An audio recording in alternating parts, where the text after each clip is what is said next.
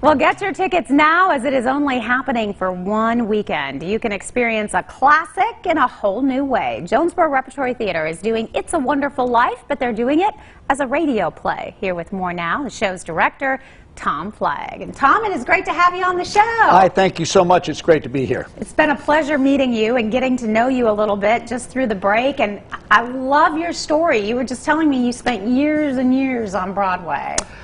Yes, I was, as a kid in Ohio, that's all I ever wanted to do.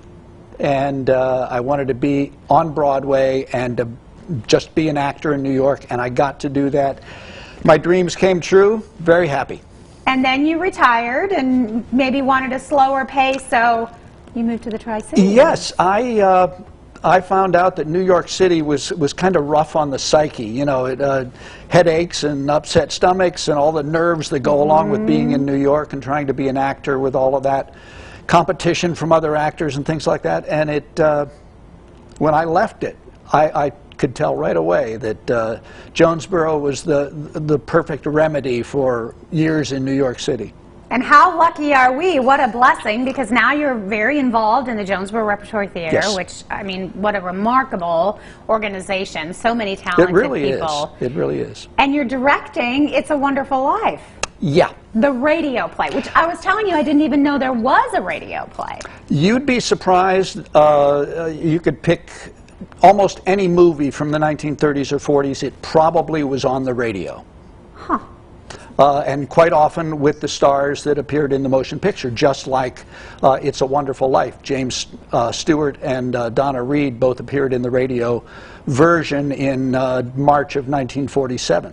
And you were telling me a lot of theaters now are sort of picking this up, the radio version. Yes, Joe Landry, who wrote this version of the radio play, has quite a few radio plays, and it's not as expensive to produce because we are producing it as a radio show. So you have actors with scripts in their hand who have to very delicately move the page around so they don't make noise and make crackling sounds on the microphone. And if they're not directly in front of the microphone for a couple of pages, they'll go sit down. Huh. We're trying to create something that people would have seen if they'd gone to a broadcast studio in 1947 and watched a radio show. So what's it going to be like for the audience, do you think? Well, they will get to see, prior to the show starting, so we'll say at half hour, they will get to see the stage managers actually putting the radio show together in front of them. And on the stage will be a different set from another show. And then eventually we close the travelers about 2/3 of the way up the stage to cover that other set, and all of a sudden, oh, microphones, music stands, chairs, people. There's the show.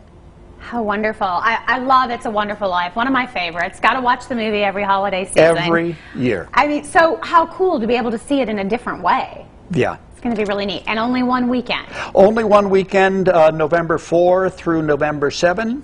And please come and see it. It's a wonderful show. It's a delightful story. And I think we all have memories of watching It's a Wonderful Life on television. Me sitting on the floor on the rug in front of the television when I was a kid, and and my own sons watch it just about every year as well. Zuzu's Petals. Zuzu's Petals. Zuzu's Petals. I love it. Hey, come back and see us again, okay? I would love to. Thank you so much for having me. Yes, it is a Wonderful Life, the radio show, one weekend only, as he said, November 4th through the 7th. Get your tickets now. You know Jonesborough Repertory Theatre, they sell out quite often. JonesboroughTheatre.com for more.